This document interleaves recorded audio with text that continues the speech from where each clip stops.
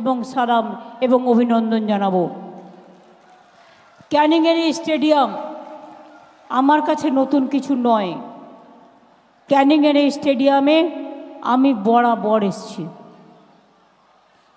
আমার এবার বাসন্তীতে যাওয়ার কথা ছিল মিটিং করার জন্য। অভিষেক বলল, দিদি তুমি বাসন্তীতে যাও, আমি ক্যানিংয়ে যাব। আমি ওকে বললাম ঠিক আছে। তারপরে তো আপনারা বুঝতে পারছেন কদিন ধরে কি বৃষ্টি হচ্ছে, একদিকে রোদ অন্যদিকে বৃষ্টি। আমাদের কাছে খবর ছিল আজ থেকেই দুর্যোগ থাকবে। মিটিংগুলো ছিল 2, 3, 4টে। সকালবেলায় 10টায় মিটিং করে দিয়েছি। 9টার মধ্যে রেডি হয়ে বেরিয়ে সাগরের মিটিং, রায়দিঘির মিটিং করে এলাম। তারপরে এখানে যখন আসছিলাম আকাশে দেখছি চারিপাশটা মেঘ করে আছে, গুমোটো মেঘ, একেবারে জল ভরা মেঘ, যেন যখন তখন। আর বিদ্যুৎ চমকাচ্ছে, দেখানো যাচ্ছে বিদ্যুৎ চমকাচ্ছে, মেঘ জমে আছে, জল ভরা মেঘ, যখন তখন বৃষ্টি হবে। এই অবস্থায় পাশ কাটিয়ে আমরা কোনো রকম আপনাদের এখানে আরও 2টো সভা করে এসেছি। আসতে যে পেরেছি এটা বলতে পারেন মানুষের অনেক আশীর্বাদ, মানুষের অনেক শুভকামনা, মানুষের অনেক দোয়া, মা বোনেদের অনেক শুভেচ্ছা। আমি বেশি কথা বলবো না। ফ্রাইডে এমনিতেই জুম্মাবারের দিন, আপনারা সংখ্যালঘুরা জুম্মাবারে জুম্মা করতে যান। আমি নিজেও সন্তোষী মাতার উপোস করি, কাজে সন্তোষী মাতার আমি করি শুক্রবার দিনটা অনেকে শিবদেবের পুজোও করেন, মা দুর্গার পুজোও করেন। আবার এই বছরটা তো জ্যৈষ্ঠী মাসের জয় মঙ্গলবার আছে। যারা করেন, যারা মানেন। হিন্দুদের একটা রীতি আছে, মুসলিমদের একটা আছে, শিখদের একটা আছে, খ্রিস্টানদের একটা আছে, তপশিলীদের একটা আছে। আমার তো এ মাসে 2 দিন করে যাবে। একটা জয় মঙ্গলবার ছোট্টবেলা থেকে করে এসছি। জ্যৈষ্ঠী মাসে সব মঙ্গলবার জয় মঙ্গলবার, আর আমার করতে ভালোই লাগে, এটা কোনো অসুবিধে নেই। আর সন্তোষী মাতাও করতে হয়। আর যখন রমজান মাস হয় আমার দুটোই একসাথে হয়ে যায়। আর ববিদের সাথে আমি যখন রোজা ভাঙতে যাই ওদের সাথে, তখন আমি ববির বউকে বলি একটু ছোলা সেদ্ধ করে নিয়ে আসবি, আমি ওই রমজানের ওখানে বসে ওইটুকু খেয়ে নিই। তার কারণ হচ্ছে আমার 2টো কাজ একসাথেই হয়ে যায়। আমি আপনাদের সকলকে বলি, ক্যানিং বাসন্তী থেকে শুরু করে কুলতলি থেকে শুরু করে আমার সকল মানুষ, প্রতিমা মণ্ডল যিনি আপনাদের প্রার্থী, ও খুব লড়াই করে। শুধু লড়াই করে না, অনেক মারও খায়। এনআরসি নিয়ে আসামে যখন খুব আন্দোলন হয়েছিল, ও কাকুলি মমতাওয়ালা ঠাকুর, মতুয়া ঠাকুরের খুব মার খেয়েছিল। তারপরে ধরুন আসাম নিয়ে এনআরসিতে, আবার উত্তরপ্রদেশে যখন হাতরাস হয়েছিল ওদের পাঠিয়েছিলাম, ওরা অনেক মার খেয়েছিল। দিল্লিতে এনআরসি নিয়ে যখন গণ্ডগোল হলো, দাঙ্গা হলো, কত মানুষকে মারা হলো, ওরা কিন্তু গিয়েছিল। আমি মেয়েদের পাঠাই এবং তাদের কিন্তু অনেক লড়াই করতে হয়। আমি তাই সর্বপ্রথম আমার দলের প্রার্থী প্রতিমা মণ্ডলকে 2 নম্বর চিহ্ন অর্থাৎ ভিক্টরি চিহ্ন, তাকে ভোট দিয়ে জয়যুক্ত করার জন্য আবেদন জানাচ্ছি। এই কারণে যে কাজ করে তাকে কাজ করার সুযোগ দেওয়া উচিত, এবং ও সিরিয়াসলি পার্লামেন্ট করে, সিরিয়াসলি দলের কাজ করে, দলের প্রতি আনুগত্যের কোনো একটুও খামতি নেই। সেই জন্যেই ওকে আমরা দল থেকে মনোনয়ন দিয়েছি। এই কারণে আমার এখানে এমএলএরাও যারা আছেন, জেলা পরিষদ, পঞ্চায়েত, গ্রাম সভা, ব্লকেরও যারা আছেন, সবটাই আপনাদের আশীর্বাদ।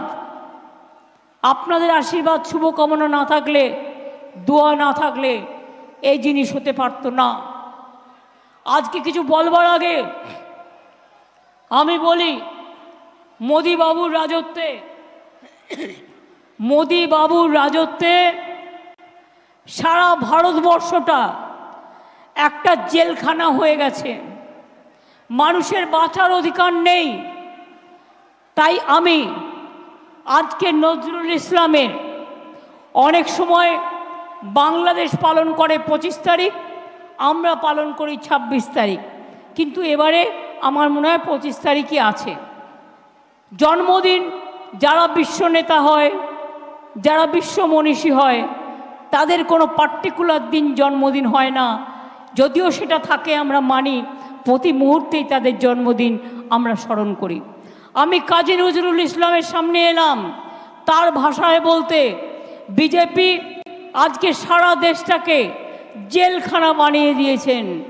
বাংলা না থাকলে দেশ স্বাধীন হতো না। রবীন্দ্র নজরুল না থাকলে সেই যে গান, নবজাগরণের গান, নবজাগরণের প্রাণ এবং স্বাধীনতা আন্দোলনের প্রাণ কখনো জাগরিত হতো না। তাই আজকে নজরুল ইসলামকে স্মরণ করে বলি, কারার ওই লৌহ কপাট যেটা করেছে মোদি, ভারতবর্ষের শিকল পরিয়ে রেখে দিয়েছে মানুষের পায়ে, গণতন্ত্রের পায়ে। তার প্রতিবাদে বলি, এই শিকল পড়া ছল, মোদের এই শিকল পড়া ছল, এই শিকল পরে শিকল পরেই শিকল তোদের করব রে বিকল।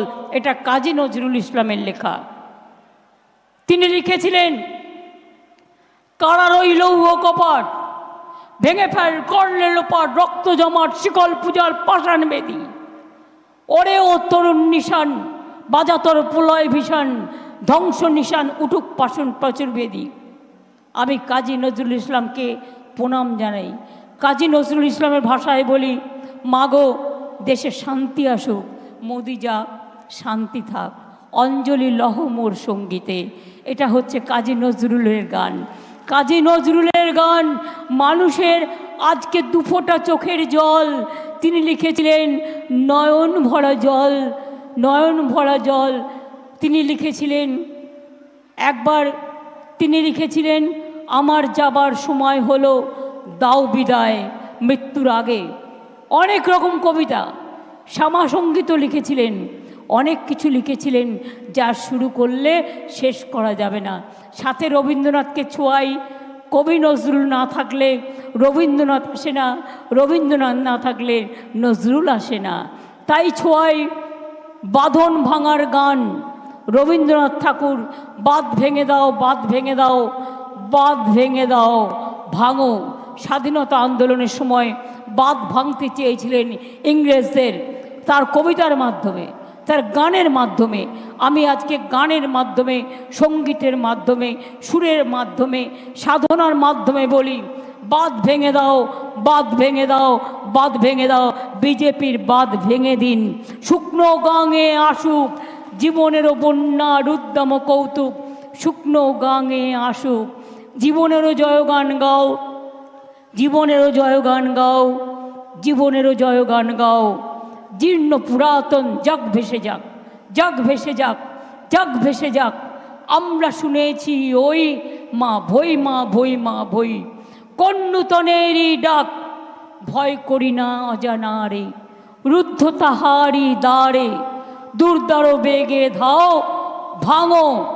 বাঁধ ভেঙে দাও, বাঁধ ভেঙে দাও, বাঁধ ভেঙে দাও।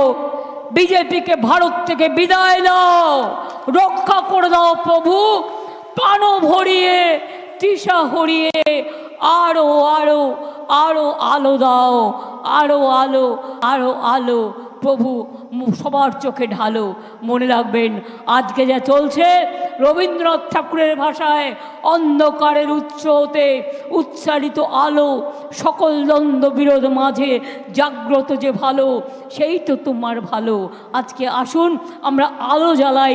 আমরা রবীন্দ্র নজরুলের দেশের মানুষ, আমরা আলো জ্বালাই, আমরা দেশকে আলো জ্বালাই, আমরা দেশকে প্রদীপ জ্বালাই, আমরা দেশকে দোয়া করি, আমরা দেশের কাছে প্রার্থনা করি, আমরা ঈশ্বরের কাছে প্রার্থনা করি, মোদি যাক, দেশ থাক, দাঙ্গা যাক, শান্তি থাক,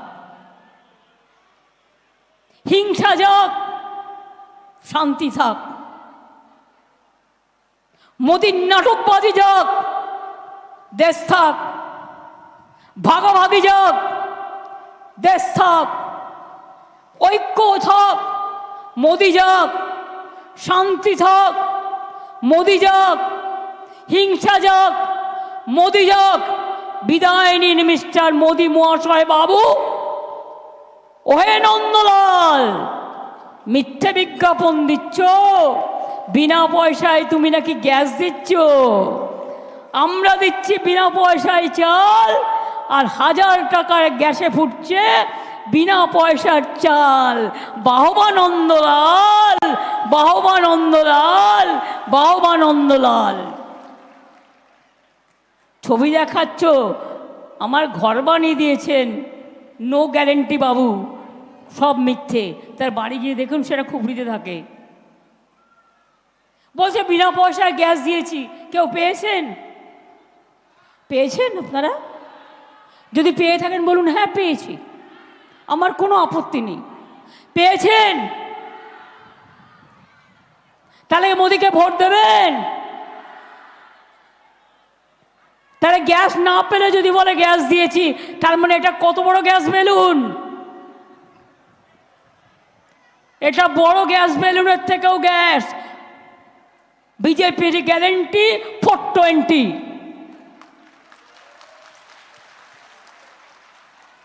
বিদ্যুৎ না দিয়ে বলছে বিদ্যুৎ দিচ্ছি। বিজেপির গ্যারেন্টি বড় 420।